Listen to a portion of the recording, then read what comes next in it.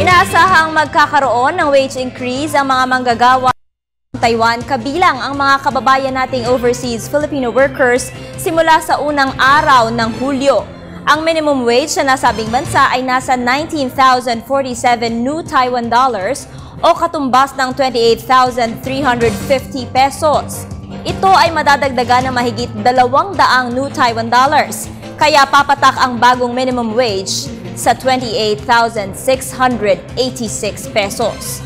Utos ni Labor Secretary Rosalinda Baldos sa Philippine Overseas Employment Administration na tingnang maigi ang mga kontrata ng mga Pilipinong papunta pa lang sa Taiwan, gayon din ang mga naroon na para siguruhing nakasaad sa kanilang kontrata ang tamang pasahod na naaayon sa bagong minimum wage.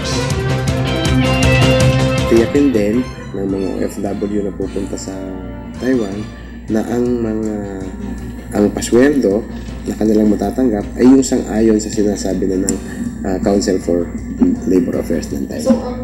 Dokumento ng OFW. So, tinitingnan lahat ng mga kontrata. Mga kontrata naman yan ay nabe-verify. So, para sa mga OFW yung nandoon na sa Taiwan, bago mag-July 1, pagdating ng July 1, tataas ang kanilang sweldo. Kung may mga employer na nagdadaya sila at hindi tataas ang kanilang sweldo, pumunta ka agad sila sa Philippine Office sa Taiwan.